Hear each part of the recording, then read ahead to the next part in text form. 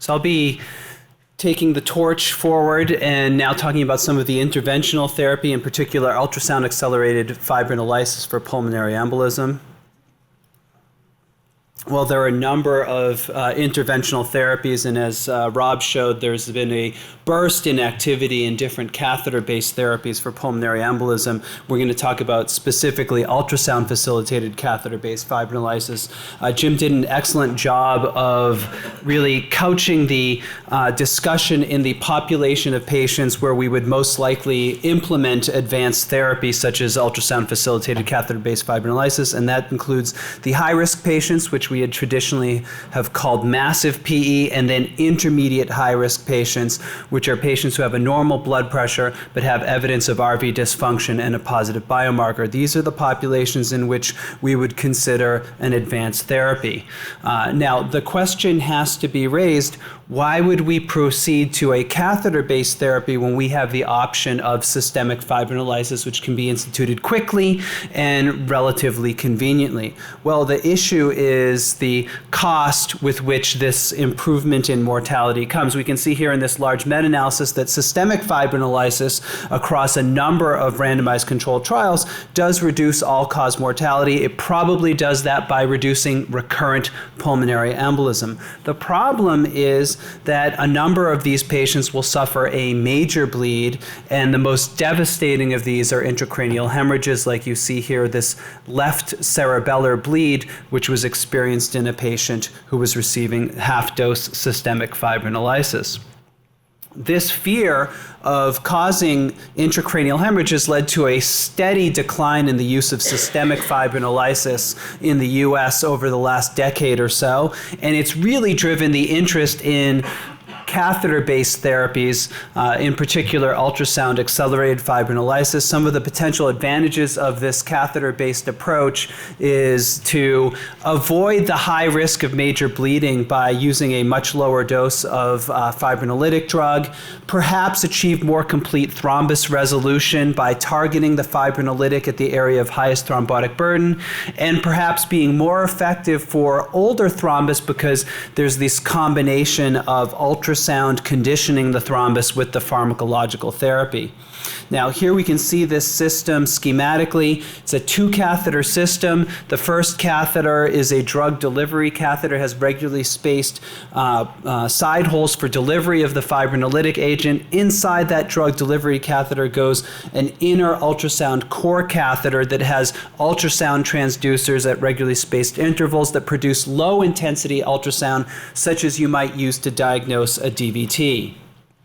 We see here the catheter is placed into the pulmonary embolism. We see the TPA coming out of the side holes. The ultrasound is turned on and accomplishes two mechanisms. One is acoustic streaming, which is actually a mechanical ultrasound force that propagates the TPA in closer proximity to the clot. And then the second process is called thrombus conditioning.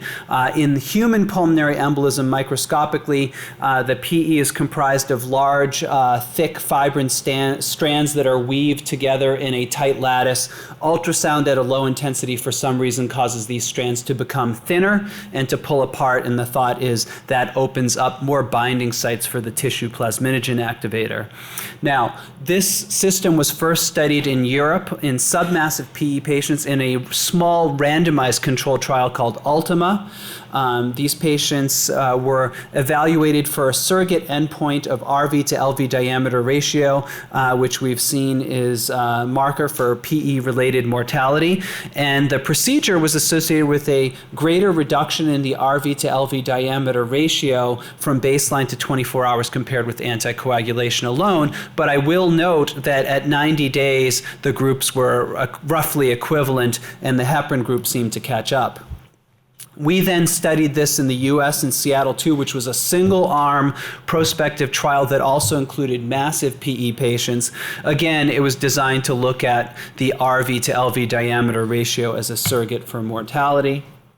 We can see here, similar to what was seen in Ultima, about a 25% reduction in RV to LV diameter ratio. We can see a nice example here where the RV is quite dilated, the LV is very small. After the procedure, the RV is decompressed and the LV can now expand fully, and that RV to LV ratio goes from 2.5 to 0.7.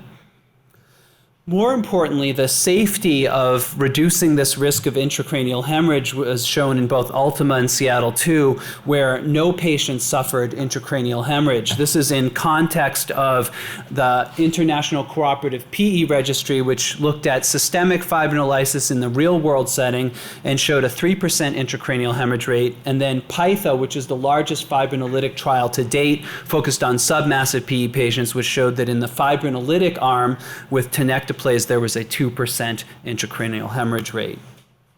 Now, we noticed something interesting in Seattle 2. I mentioned that patients had a very nice reduction in that RV to LV diameter ratio. Actually, most of the patients in Seattle 2 resolved their RV to LV diameter ratio to normal. What was curious was only about 30% of the angiographic obstruction in the pulmonary arteries resolved. So patients had a significant amount of obstruction left when we quantified that by the modified Miller score. So that suggested that maybe the mechanism for RV recovery was more distal than the conventional CT could actually show us.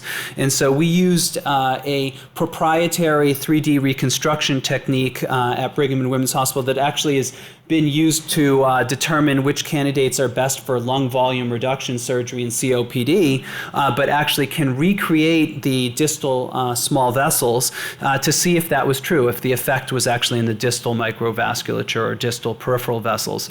We see here, first thing we did was recreate not RV to LV diameter ratio, but RV to LV volume ratio. We see that that improves after the procedure. Then we recreated the pulmonary arterial tree out to the 1 millimeter cross-sectional area vessels. Before the procedure in these patients, there's quite a bit of dropout in the periphery. We see a lot of pruning in the smaller orange and red vessels here, which are 1 millimeter to 5 millimeter cross-sectional area. The blue and green are proximal pulmonary arteries, and we can see that after the procedure, there's not much change in those proximal pulmonary artery, cross-sectional artery perfusion, but there's a lot more reconstitution of the distal peripheral arteries. If we superimpose these two images, anything in royal blue are actually pulmonary artery segments that were not perfused before the procedure and actually are perfused after the procedure, and we see that that is in the distal peripheral arteries, not really in the proximal pulmonary arterial tree, suggesting that somehow either the ultrasound or the fibrinolytic has an effect more on the distal vessels. Another question that came out of Seattle 2 was whether we could use lower doses. Certainly keeping someone in the CCU or ICU for 24 hours to receive 24 milligrams of TPA is cumbersome and cost intensive. In OPTALYSE, 4 different regimens were evaluated, 8 milligrams over 2 hours, 8 milligrams over 4, 12 over 6, and 24 over 6 to see if this could be a quicker procedure, and we were able to show that the recovery in RV to LV diameter ratio was very similar to what was seen in Seattle 2 and also in Ultima. Now, this was the first trial that actually did show intracranial hemorrhage. One of these intracranial hemorrhages occurred in a patient who was receiving the 24 milligrams over 6 hours, which subsequently that arm was discontinued on the basis of perhaps that was too much too fast. There was one bleed in the 8 milligram over 4 hours. That was in a patient who actually developed a bleed after getting adjunctive 50 milligrams of TPA. We've subsequently looked at long-term recovery of the RV in the OPTALYSE-PE cohort. We actually did echocardiograms at 4 hours, 48 hours, 30 days, 90 days, and 1 year in these patients, and actually found that RV recovery, as measured by the RV to LV diameter ratio and TAPSE, continue over the course of the year after the procedure and after the patient's PE. So integrating all of this, we've had 3 prospective clinical trials, Ultima, Seattle 2, and OPTALYSE-PE, showing consistent improvement in RV function, similar to that seen with systemic fibrinolysis. These lower dose accelerated regimens seem to work reasonably for RV recovery with further reductions in major bleeding, although not without the risk of intracranial hemorrhage. And there are still gaps in our data set for understanding how we integrate this technique into PE care. We've not compared these in a very consistent randomized control trial to either systemic fibrinolysis or anticoagulation.